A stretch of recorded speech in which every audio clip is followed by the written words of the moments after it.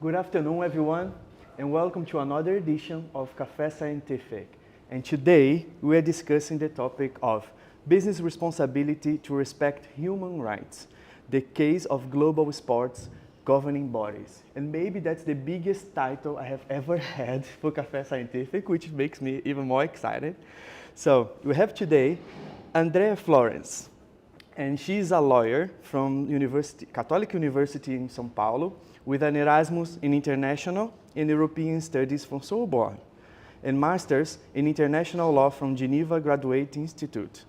And she's an Executive Director of the Sports and Rights Alliance, campaigner and international human rights lawyer with an extensive experience in building networks, supporting grassroots movements, and developing advocacy strategies.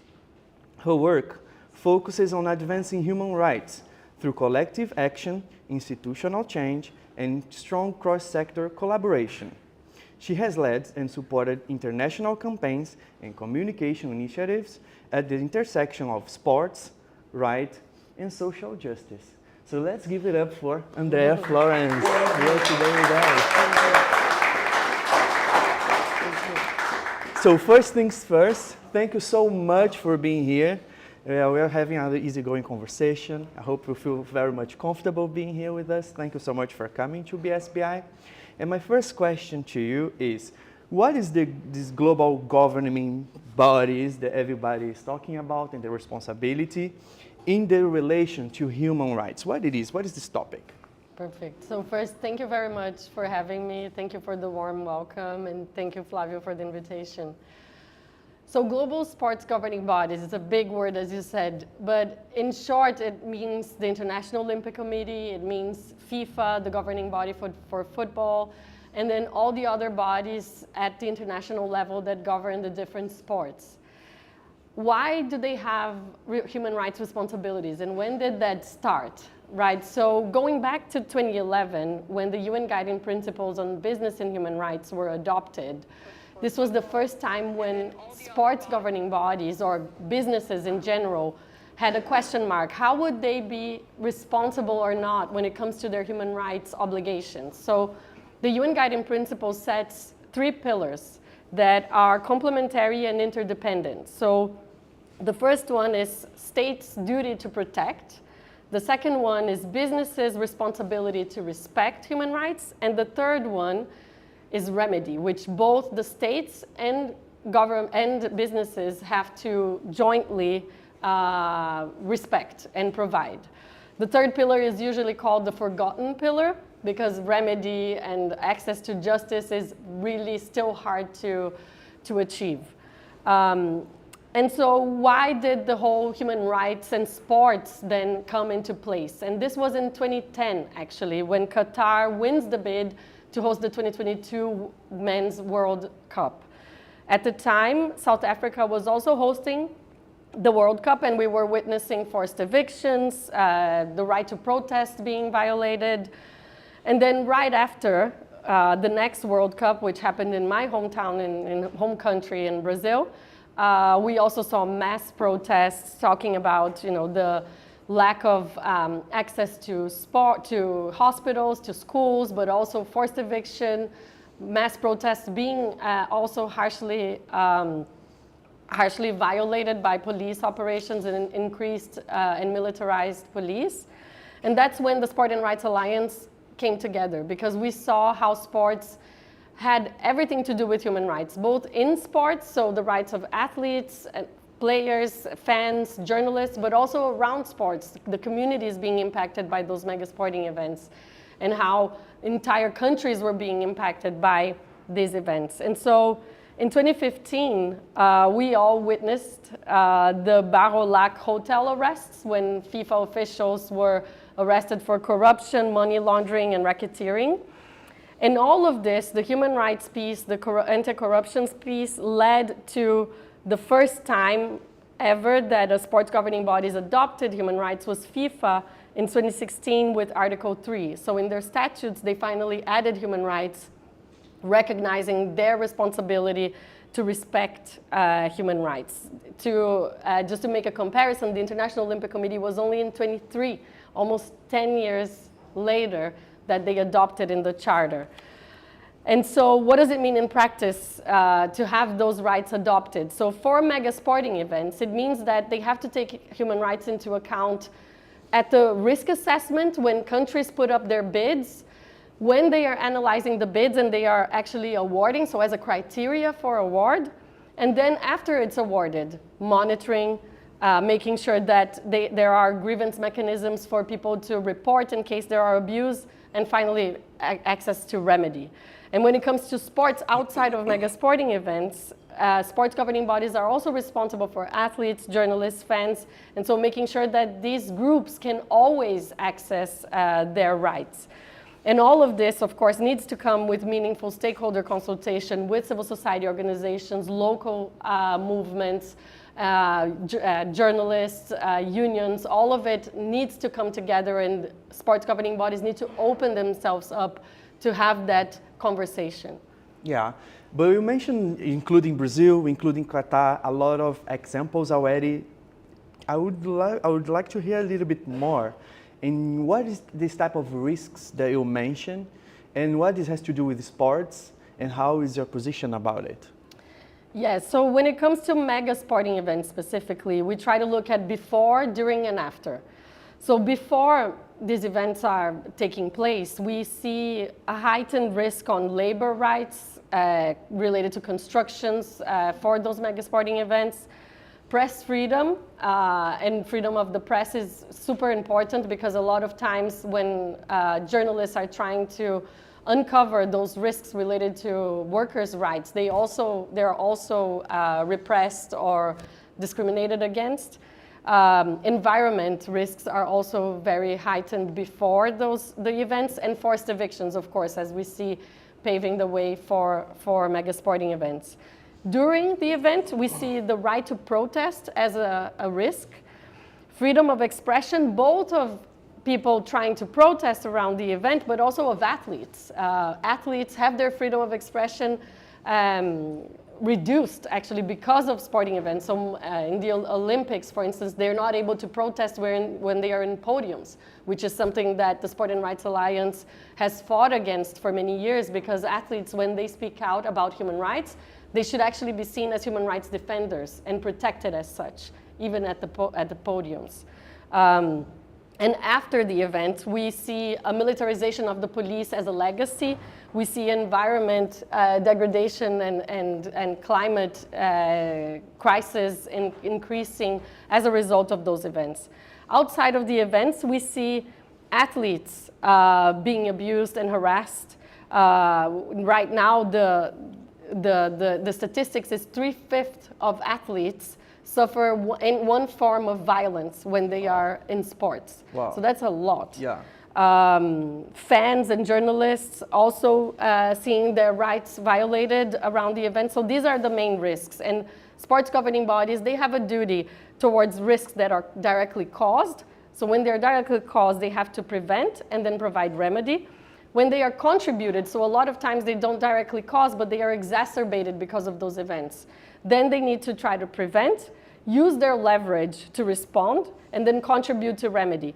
And legal experts like Shift that have contributed, and Rachel Davis, she was one of the authors of the UN Guiding Principles, they say that sports governing bodies even have a responsibility when they may have caused to use their leverage to seek prevention. And then even though they don't have the responsibility to remedy, they may do so as well. So looking at also how sports has this principled approach of leaving a better legacy, of being a force for good. So they, even when they are not directly or indirectly responsible, they still have to use their leverage to provide remedy.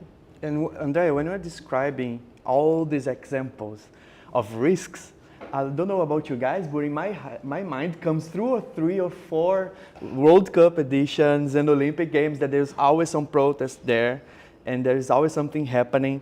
So what lessons can we learn from all these major events such as World Cup or Olympic Games that could help us or support or guide us to the future?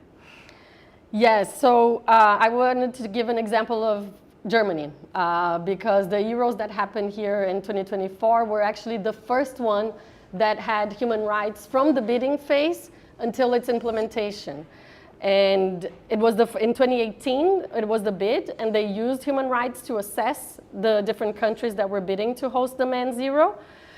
Germany won, and then UEFA allowed civil society organization even to analyze the host country contract and see where we could add human rights and where it would make a difference to then translate this broad, human rights in the statute to its implementation. And then we saw 4 different areas that I think are a good example for other events to follow. So the first one is that they had a human rights declaration for the event. And even though people can say it's just a piece of paper, but it sets the tone. It sets the tone for the people working within the event. It sets the tone for those attending the event and how we want to see the event being rolled out.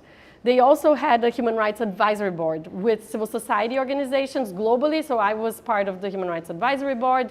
They also had local civil society organizations that could oversee the whole human rights implementation throughout the tournament.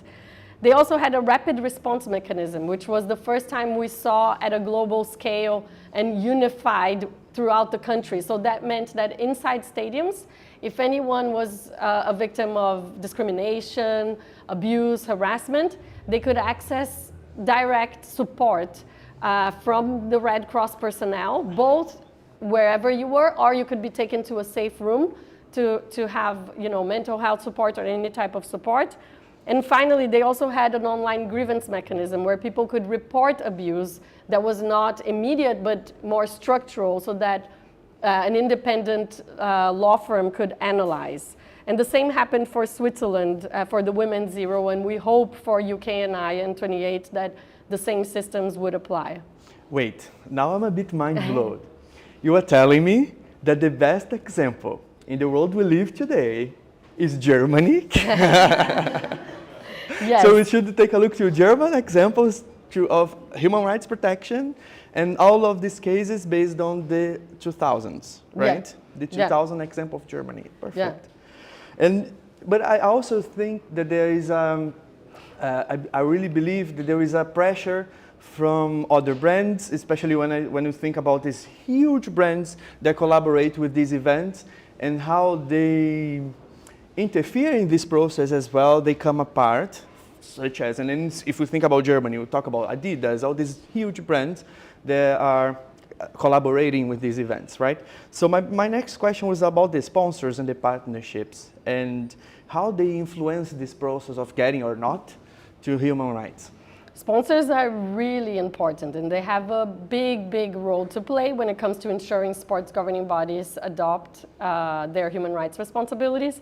But I also wanted to point out to Switzerland. Yeah, true. Because Switzerland is the host of all of those sports governing bodies. But going back to sponsors... a very good point. FIFA is in Switzerland. The International Olympic Committee, FIBA, UEFA... I think the statistics is 80%. 80% of all of the sports governing bodies are based in Switzerland. Very good to point it out. And the first time that civil society organizations called out on sponsors was Beijing 2008, when Human Rights Watch wrote to 12 top sponsors, and there was a total silence. In fact, Human Rights Watch managed to meet 5 of the 12, and they quoted in a press release, Human Rights Watch quoted what they said in this press release. And they said, it's not in our comfort zone. We don't want to be do we want to be associated with this firestorm? No. And they wrote all of that down. And then in 2022, Qatar, we also wrote to all of the sponsors, the 14 sponsors for the World Cup, to put an end on the abuse of migrant workers, and also to provide financial compensation for the families of the workers that died building the stadiums. And there, the response was different. So 4 sponsors spoke out: Adidas, AB InBev, Coca-Cola, and McDonald's. Still low when you think about 14, but it shows a change in the movement. And then again in the Winter Olympics in Beijing in 2022, so again, China. But there was then crimes against humanity happening as reported by Human Rights Watch and Amnesty International. And also sponsors, some of them spoke out. I mean, it's just something, right? Yeah. It's going in this direction. And I also remember that when we had this a World Cup in Brazil, we had a lot of pressure, not only for the brands to speak up, as we are mentioning, but also from the public and the population itself, that we were making protests and we were against that. And we are seeing now with the World Cup once again, and which leads to my next question: how can, or if this pressure actually makes any sense in this context, or if changes something in this context? Let me hear a little bit about your experience. If public pressure actually makes sense or not, I guess. Public pressure is the only way. Okay. Pressure and activism is what makes the world change, in my view. And sports specifically, sports belongs to all of us. We forget because we see FIFA organizing the World Cup or the International Olympic Committee as the main organizers. And it is very controlled, right? There's no diversity in terms of when you look at any other markets, right? You have different organizers of different events. When it comes to sports, no, it's a monopoly. FIFA has a monopoly over global football. The IOC has a monopoly over the Olympic Games. So it's hard, and we tend to forget that actually it belongs to all of us. And I do think that there is an opportunity when it comes to activism and mobilization to look more into sports.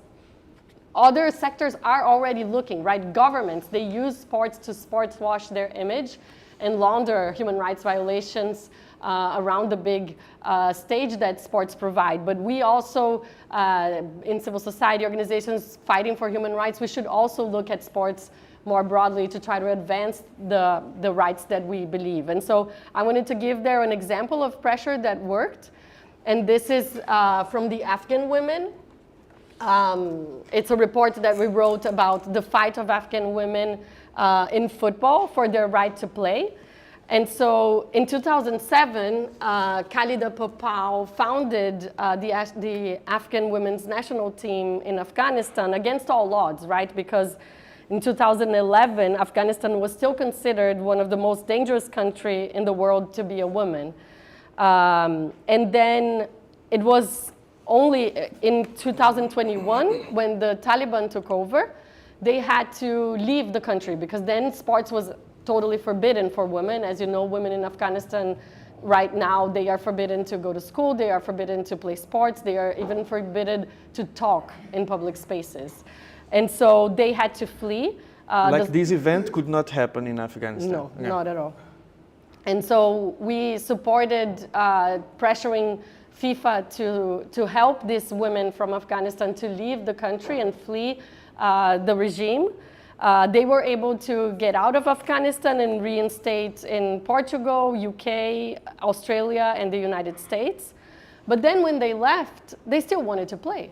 The whole team was outside of Afghanistan, but they didn't have their right to represent their country. So that's when we also wanted to support them and we told FIFA, according to FIFA statutes, they prohibit discrimination. So all member associations, so the Afghan Football Federation, was in contravention of its own responsibility to not to discriminate against women. So FIFA, therefore, even though FIFA was not responsible for the Taliban or the whole gender apartheid that is happening, by not allowing women in exile to represent Afghanistan, FIFA was contributing to gender discrimination. And so in this report, we put that to FIFA and we say that they need to recognize the team, provide financial support, and also use their leverage to restore women and girls' right to access sport in Afghanistan. FIFA responded. Oh my God. Oh my After God. 4 years of fight, after many years of women from Afghanistan speaking out, pressuring, not giving up, FIFA responded and said that they would track a path towards all of those three things. So we saw last year for the first time women in Afghanistan taking the stage as the Afghan Women's United, but they were still not officially recognized as a national team. So they couldn't compete, they couldn't, for instance, try to be at a World Cup because they were not officially recognized. FIFA needed to change their governance regulations for that to happen. So the fight was not over. And we still kept the pressure, kept the advocacy, and now in April, just 2 months ago, if I'm not mistaken. We saw the official recognition of the team at the FIFA Congress when they changed the governance regulation. They amended the governance regulations to allow for FIFA to step in if a member association is unwilling or unable to recognize a team. So this opens a door not only for Afghanistan, but for any type of discrimination that happens in the future. Say a country doesn't want LGBTI people to join a team or will discriminate against a team. We can raise it and say, look, FIFA needs to step in and recognize. It shows that states are not allowed to discriminate against women, LGBTI people, against all ethnical minorities or majorities. And it gives more strength to the human rights responsibilities that FIFA has. Very good. But when you say we, just first to be on the same page, you say the Sports and Rights Alliance, or we say we as society, we or other companies? Tell them a little bit more. So we, when I say we, I mean we as human rights organizations, Advocates. but also as people in general interested and invested in our society, right? I feel it's everyone's job to keep sponsors to account, to keep sports governing bodies to account, and that's why I remind ourselves that football and sports belongs to all of us. It doesn't belong to those sports governing bodies. It doesn't belong to sponsors. It belongs to everyone. Okay, very, very good. And also open another question for me, like, what is your job there? Since we're here with mostly students, tell us, how do you act there? Like, wake up, how is your everyday? And you take a cup of coffee, and how is it? No, so it's interesting because sports and human rights is not a natural pair, right? Like, it's not a natural combination. And we came together as a coalition because we saw the impact, and we saw how there were different civil society organizations like Human Rights Watch, Amnesty, International Trade Union Confederation. They were all talking about the different rights being violated, but we didn't talk to each other. And we felt that if we kept in our silos, we would just keep repeating over and over again the same mistakes in different events, and that we wouldn't find structural change. And so we came together to try to analyze, where can we influence, where can we campaign that we will find a difference, right? Systemic change. This is what we mean by systemic change. So having human rights embedded within the statutes and articles. This was the first big thing that, as a coalition, we decided we would fight for, because it would have this overarching impact. The Afghan team, fighting for the governance regulations was also something that we saw as strategic, because it would mean not only the Afghan team, which is already huge, could see themselves recognized officially, but any team in the future. So trying to find those pathways towards individual change, but most of the times, hopefully, systemic change, so that we don't see this pattern happening over and over again. So my job specifically as executive director of this alliance is to try to see where are partners raising issues in their different areas. We represent journalists, workers, fans, athletes, LGBTI people, survivors of abuse in sports. What are the main risks that they're seeing in their own areas, and where are the commonalities? Where can we find a goal together towards a systemic change? Yes, very, very good. And how do you see the future for this sector, or your job precisely, or your company, going to this direction of perspectives? And if we are next month starting another World Cup, so how do you see it? Yeah, so we are civil society organizations only. Just to clarify, the Sport and Rights Alliance, we don't accept, corporate, business, or sports governing bodies as members. We're strictly there to represent those most impacted by sports. And of course, we're seeing a rise in authoritarianism, large-scale conflicts globally, and retreat from multilateralism. I just look at them because we had this discussion today in class. We were discussing why, how come, exactly. And so global actors, they vie for power and use sports as a weapon. So sports is directly linked to this rise of authoritarianism and retreat from multilateralism. And all of this has direct consequences to sport. Just as a side note, sorry to interrupt you, Germany in the middle of the Second World War hosts the Olympic Games. So historically we see the use of sports to pass a message, let's say it that way. And now we're going beyond, right? Yeah. When FIFA awards Trump with the Peace Prize, Yeah. not only governments, with a so-called Peace Prize, right? So not only governments are then using mega sporting events to sports wash their image, actually sports governing bodies are handing over prizes to sports wash images of governments, right? That are actually starting wars, invading countries, going against their own citizens. And so the 2026 World Cup, which is a big example of all of this, is the first one to have human rights from the bidding phase. So when you talked about Germany, that was the first one from UEFA to have human rights.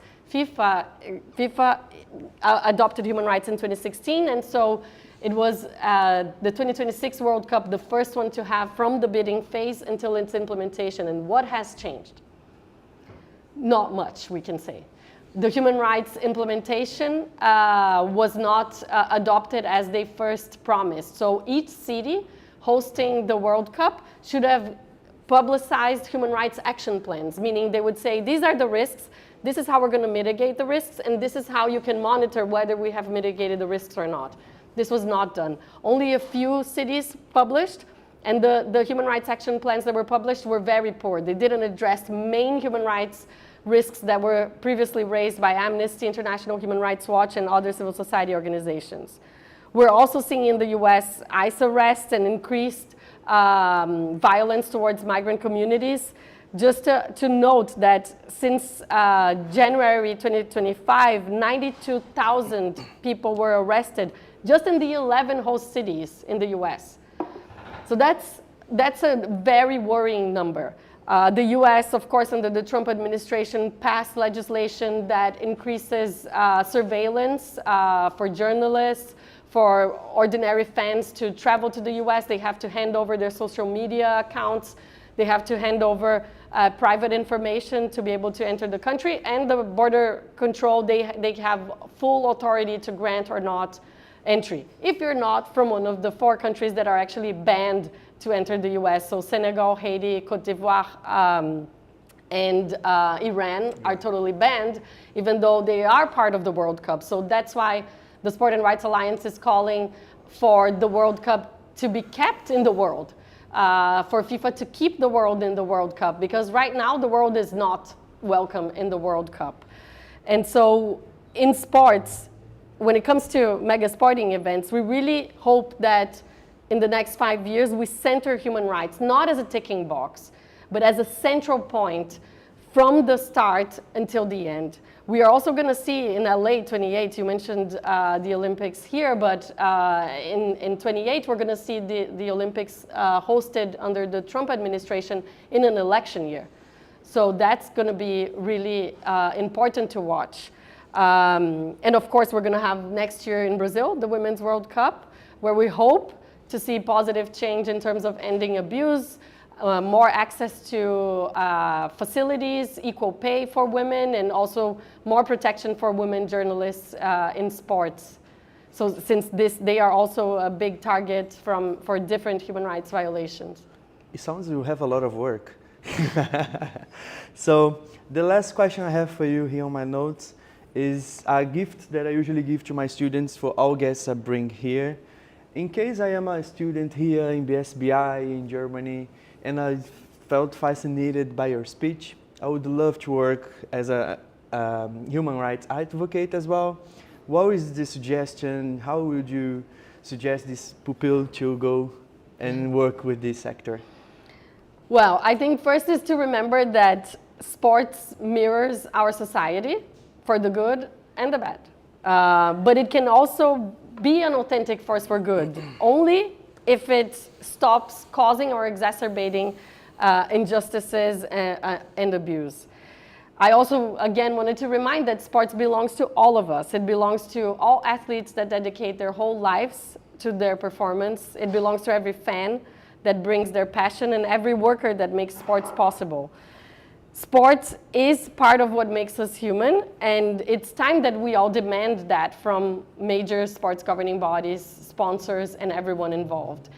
I feel that personally, sports is very passionate in terms of social change. Is one of the few places that I truly believe that we can break the bubble, break the echo chambers that we live, and try to reach a different audience that usually when it comes to human rights campaign, it's really hard to go beyond the human rights audience and people that are already convinced by human rights. So I really hope, and I'm seeing live how it is possible.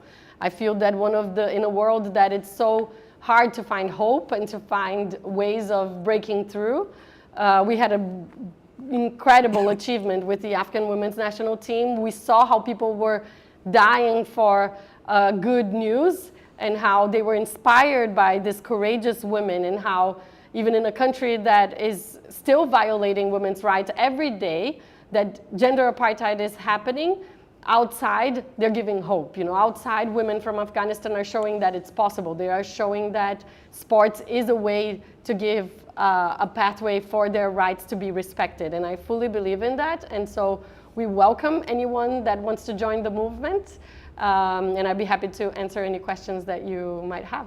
Yeah, thank you. Thank you so much, guys. Let me give it up to her. Thank you so much. So now I'm opening the questions to our audience here, to our audience online, so you can just type in our chat, and I will check it up here as well. Please, we have one hand here raised. Thank you so much. Oh, thank you. We have two hands already.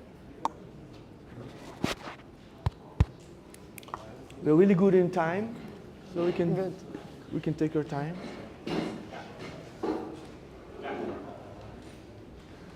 Actually, it was very sharp on time. You did a great job. Please tell us your name, because you're online, and your question. Yeah, my name is Asude. I'm actually a student of Flavio's. I'm doing my digital marketing master, and I'm also my BA was political relations, and that's why like what you do is super important for me from both aspects. First of all, thank you. It was a very good speech. Like I feel very enlightened. I have two questions. First of all, we saw like since 2014, for example, Russia being not able to join Olympics or like not attend certain like artistic or sporting events in certain countries. Whereas while we are like watching a genocide, a live broadcasted for many years, we keep seeing like, of course, Israel not being touched. So that's my question. Like, we are in a period that we're not only discussing what is human rights or who is human, who is eligible to have human rights. So what is your alliances or your personal point of view about this bias, I think? That's my first question. And second would be about trans athletes. We have a hate, not even hate, like something more, something stronger than hate towards trans athletes, especially who transition from male to female. And people are trying to rationalize this hate by blaming their anatomic structure or anything. What kind of tips and tricks or arguments would you give us to, fight with this hate? Very, These very are my good. questions. Thank you so much. And good luck, because these are not easy questions.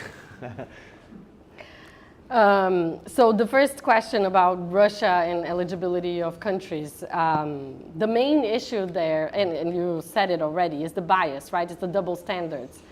And why are there bias and double standards? Because there's no process. There's a lack of rules for it.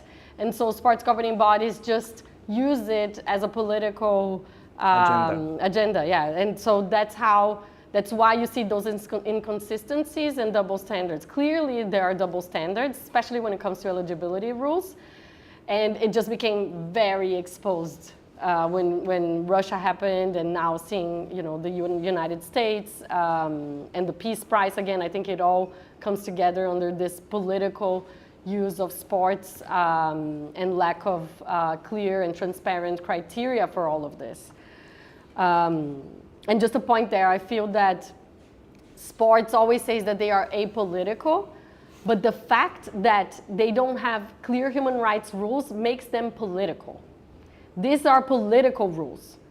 And when it comes to human rights rules, they say that it's political. But no, if they actually embedded human rights truly, then they would be apolitical, because they would have the rules to say, okay, this is not about Russia, United States, Israel, it's about rules. Are you committing a genocide? Has that been recognized by the International Court of Justice? Therefore, you won't be applied. So then they would be apolitical. The fact that they don't use human rights makes them political. And about trans athletes, we're very involved in this campaign to allow trans athletes and intersex athletes back into sports. Now, in the beginning of this year, the International Olympic Committee announced a new policy that bans trans athletes and some intersex athletes from sports. And it goes beyond that. It actually reinstates sex testing, which is a policy that was already forbidden and banned by the International Olympic Committee that harms actually all women and girls. And so to give you a tip on how to use this argument is to go towards the sex testing issue, because that harms everyone, all women and girls, and even boys, because it creates this tension and inequality that we fought for so long for women and girls to know that they were powerful, that girls could do the same as boys, that they were as strong as boys. And now the International Olympic Committee releases a policy without having any transparent process, without mentioning even the studies that they say they are quoting in this policy. They don't give out the studies. And they say that women are just weaker than men and not as capable as men. And so and this is a non-issue. All this to say that in all of the Olympics that happened so far, there was one trans athlete that competed. So it's a non-issue. It's just a political, yeah. And it's to try to advance other agendas, right? It's to create division, to create hate. And instead of focusing on trans and intersex participation, because sports has room for everyone, we should be looking at real issue in sports, like abuse and harassment, and the rates that I mentioned, 3/5 of athletes facing violence in sports. This is where, when we talk about protecting the female category, because that's the title of the working group that created this discriminatory agenda, they should be looking at abuse. They should be looking at ways of having more access to remedy, having more access to reporting channels, preventing abuse, instead of trying to close the door to trans and intersex women and creating more barriers for women and girls to access sports. Very good, very, very good. Just as a side note, because I'm a teacher, Andreia, you guys see the connection with our class today, right? Now you know why I did everything that I did in our class today. Thank you. You have a question? Me? Yeah. There's a moment, we need a microphone here. Can you pass by to the front? Yeah. There you are. Just tell us your name for the ones online and your question, please. My name is James. Nice to meet you. Thank you for the lecture. The thing that I was saying about it's like a case when a pro athlete was completely banished because of his pro-black movement. It was Colin Kaepernick, the football player, the American football player, that he got banished, and at the end of the day didn't give an explanation, and the only thing he was doing was trying to defend its race and trying to prove himself in the game. And another thing that I could just to add, which is a really good thing, is how, for example, Didier Drogba, the famous Ivorian player, he managed with his influence as a good leader, and he managed to help stop the civil war in his country, which is another aspect of how sport can do good in people. That's it. Thank you. No, I mean, and to add, we saw just in the last Olympics, Summer Olympics in Paris, Manisha Talash, also the break dancer that showed the cape to free Afghan women. She was banned from that competition and couldn't compete anymore just because she wanted to speak out for women's rights in Afghanistan. That's also something that we really try to fight against. Athletes don't lose their freedom of expression and right to protest because they take the stage at the Olympics. They should be actually protected and encouraged by the International Olympic Committee to speak out on human rights, because human rights are Olympic values. They are enshrined in the Olympic Charter, and they should be protected, respected, and promoted, actually. Very, very, very good. Any other questions here? We have one hand there. Thank you so much. Tell us your name and your question. Hi, I'm Srishti, and first of all, thank you for this talk. This topic is a little new for me, but it was really interesting to know this side about sports. And I really like how you said that documentation really sets the tone about how things are supposed to be done. Because without it, things just go things are just swept under the rug. But that really makes me wonder if countries that have documented human rights abuses, should they be allowed to host global sports events, or is it really difficult to enforce it consistently? So we at the Sport and Rights Alliance are of the position that every country should be allowed and has the right to host mega sporting events. And we see it as an opportunity to advance legislation, right? So the condition is if those legislation are advanced, right? And where the leverage point is. So for us, it would be important that before any agreement is signed, that countries commit to, for instance, ending the kafala system in the Qatar example. They should have committed to ending it before they signed the contract, right? It took a lot of civil society organizations to mobilize. It took many workers to actually die to build those stadiums, for the kafala system to end reduced because of the World Cup. So you could see a positive change in the end in legislation, but at the cost of lives that could have been prevented. So Qatar has all the rights, for instance, and any country has the right to receive the World Cup if they agree to change their laws and to abide by human rights. So that's when sports can actually be a powerful vehicle for change. We're going to see it 2034. Saudi Arabia won the bid to host the World Cup. We wrote a report together with Amnesty International highlighting all of the risks that should have been taken into account when analyzing this bid. Instead of looking at the risks, FIFA rated Saudi Arabia the top rating they have ever ranked in terms of human rights risks, really. Like the lowest risk you can ever get, because they got the best grade, which is insane and just unconnected with reality, right? And so, but connected to their agenda. Yeah, connected to. So this is the issue. In theory, if you would have really human rights seriously, if you take human rights seriously, you could see really positive change that aligns with sports values. But the problem is that they're not implemented, that they're just a tick box exercise, that they're not doing it meaningfully as, you know, the UN Guiding Principles, the UN, and all the international treaties tell them to do, but they're not doing that at the moment. Thank you very much. Any other question here? We have one here to the front, please. Thank you so much. Just tell us your name and your question. Hi, my name is Kushi, and first of all, thank you so much for sitting down with us for this amazing interview. This is definitely a new topic for probably many of us, and it's wonderful that we are getting to expose ourselves with such international topics. My question would be, I saw you throughout, throughout your conversation repeating that sports is for all of us, sports belongs to all of us. So what exactly do you mean by that? And my second question would be, how can we as watchers of sports, as fans, support and advocate for human rights in sports? Like, what can we do in our day-to-day lives, or what steps can we take to advocate for human rights in sports? Very, very cute.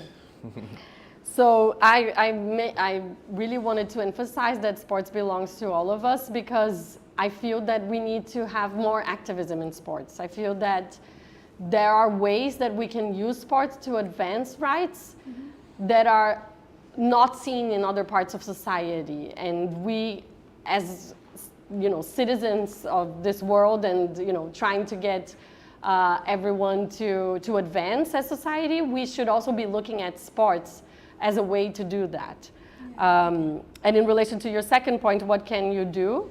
There are many things. So one, for instance, for this World Cup, we currently have a petition with Amnesty International that you can sign that sends directly an email to Gianni Infantino, the president of FIFA, telling him that FIFA should stand up for human rights when it comes to this year's World Cup. Be involved in the Sport and Rights Alliance. We have different workshops and seminars that we put out online for anyone that wants to follow this theme. So I invite you to go to our website. It's just sportandrightsalliance.org. And really, any chance that you get, if a sports event is coming to your country, I know Germany is also bidding again to host Berlin. To host the Olympics. Make sure that you use that as a leverage, right? What are they going to bring to the city? What are they going to bring in terms of rights? How are different communities being more integrated in this process? Are you being consulted on whether you want this event or not? How can you make sure that governance and representatives know that this is something they need to do? Stakeholder engagement takes both sides. It's really hard to do, because most of the times they shut the door. But if they open, we really need to occupy those spaces and make sure that our voices are heard through those corridors. Very, very good. Thank you. Any other here? Yep. Hello, my name is Ardal. Thanks for the interview. These are really sensitive topics, and in my opinion, what you are doing requires so much courage and effort. But I want to approach this organization from a different angle. Since we are a business school, we are in the heart of Europe, and we are the digital marketing master's class. And our class today is global marketing. As I want to know, what is your organization's structure? Do you have any marketing team? And what you are doing also requires independency. Who is funding you? Where do you find your funding? I also find myself just a month ago into independence journalism. I'm right now working in a journal as a digital marketer. And these are, we have similar questions and issues when it comes to being independent. So I want to know these. No, those are great questions and super important. I think this is the type of thing we have to do everywhere, and not so many people do that. So I congratulate you for asking that.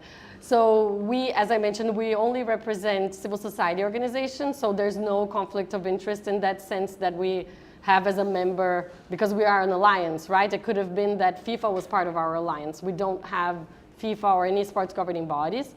In terms of financing and fundraising, So we have basically two ways, three. One is foundations, that's the majority of our resources, so private foundations. The other one is through the European Commission. They have calls for proposals, and that's how we also get funding. And the third one is through individual donations, so anyone can provide support. But we don't accept money from private businesses, so just foundations that have a mission to advance human rights in and through sport. In terms of marketing, you asked. Because of that, of how hard it is, you can imagine, to find money through those three avenues, so either foundations that have a social justice, or European Commission, or individual donations. We have a really, really small team. So the Secretariat of the Sport and Rights Alliance is 3 people, me plus 2, and 2 have time. We have 10 human rights organizations as part of the Alliance that have 2 people per organization that contribute to our work. So we really rely on them for the expertise. For instance, when we write about Afghanistan, we have the whole team from the Middle East, from Amnesty and from Human Rights Watch that contribute to the report. When we released last year the report on Saudi Arabia and also the 2030 World Cup on Morocco, Spain, and Portugal, those organizations also had their local researchers contributing. So that's why we see ourselves as a movement. The Secretariat doesn't need to be big. We just need to make sure we are connecting the rights violations that we're seeing already in those organizations to sport. So those are risks that they're already monitoring, each one of our organizations, but we channeled it through sport to have a smart way of using the resources that these organizations are already doing, and producing.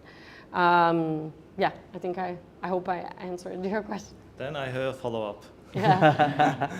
Because you said you're providing some service for the people who bullying and having harassment in the events. Yeah. That's a big service you need to provide. You need some people to handle this. So, in my opinion, 3 people is not enough. I think you need to have some customer service representatives maybe, or also, very good. Who knows there is a service like this? You need also marketing. Very good. Maybe we could. Are you selling yourself?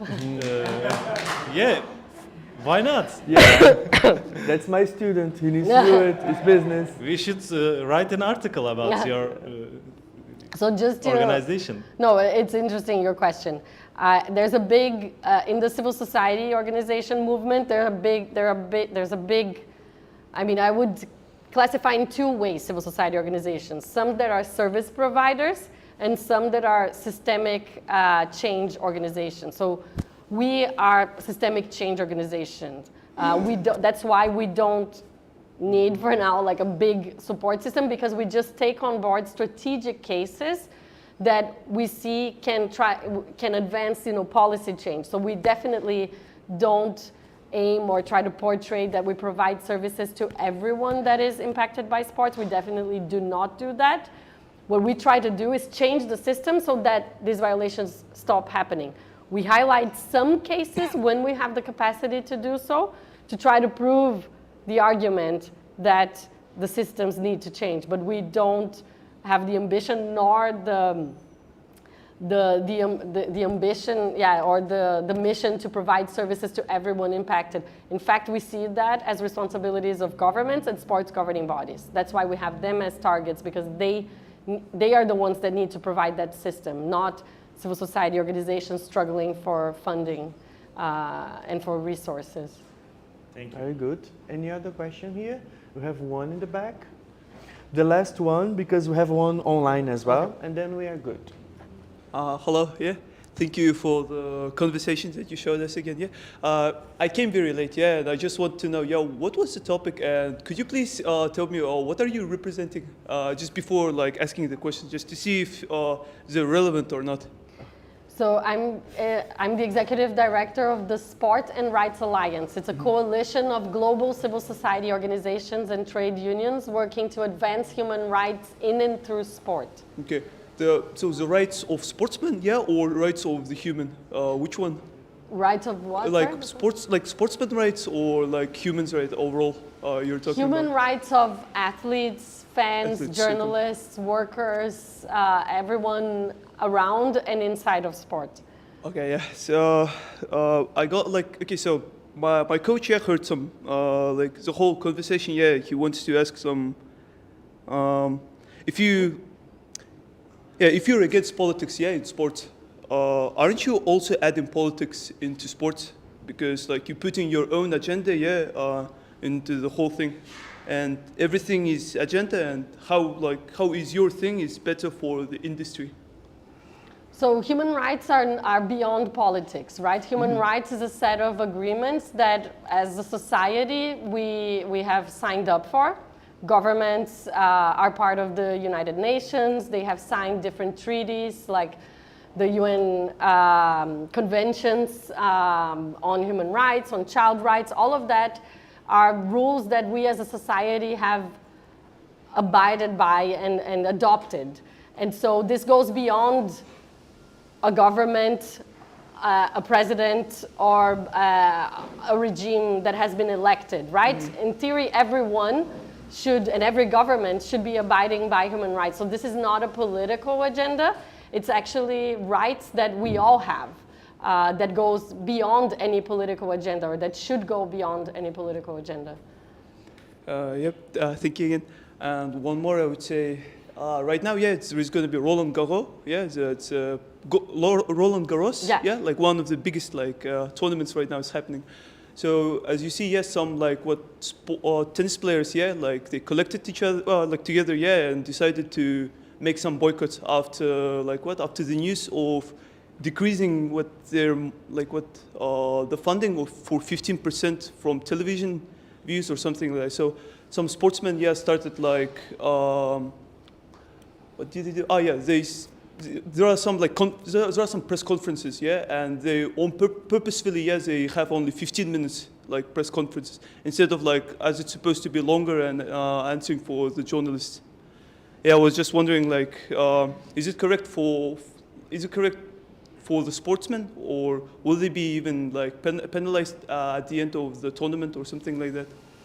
So this is a very interesting topic because athletes, most of the parts of the world, they're not seen as workers, which is very harmful.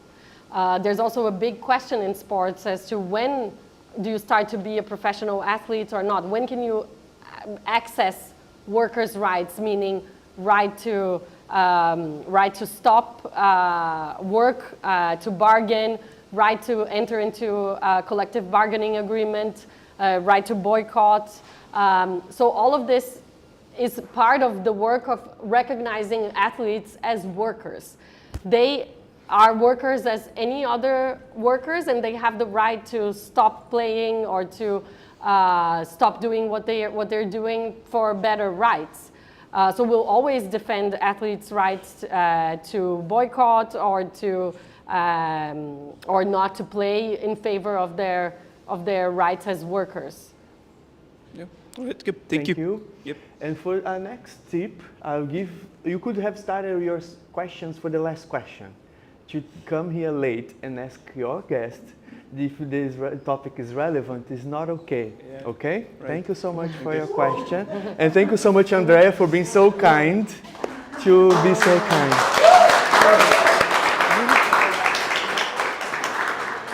As I mentioned, we have an online question here for Alvin. Alvin is asking, I am studying sports management in BSBI, another student. So, what has been the most challenging moment in your advocacy and why? That's a very cute question. No, thank you for the question. I would say now, actually, with the 2026 World Cup, it's very challenging because we are witnessing what we have fought so hard for, adding human rights to the statutes, adding human rights to a tournament. And what does it really change in practice, right? And we're seeing that it doesn't stand up.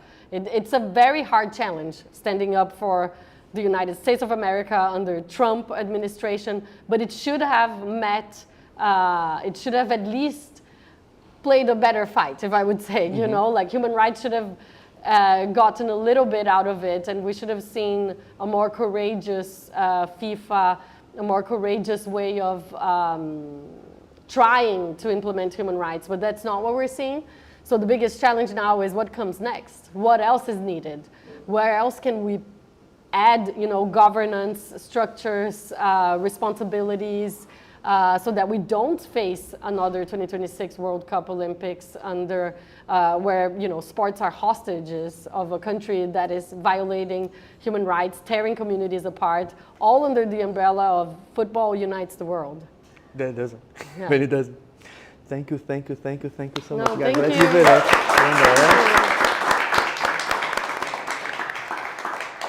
Thank you, Andrea. Thank you so much for my Thank you. students for the cute questions to be here. My colleagues that just arrived here, very good. I'm so happy to see you. My friends, my colleagues from behind cameras, they helped me so much. And another edition of Café Scientifique, thank you so much. Marketing team is also here. And Sangeeta was here somewhere. I'm not forgetting anyone, right? And thank you for the ones online that was watching us, and my guests as well in the very back. And see you in the next edition of Café Scientifique. Ciao, ciao. Thank you so much. Thank you. We will take a photo, please.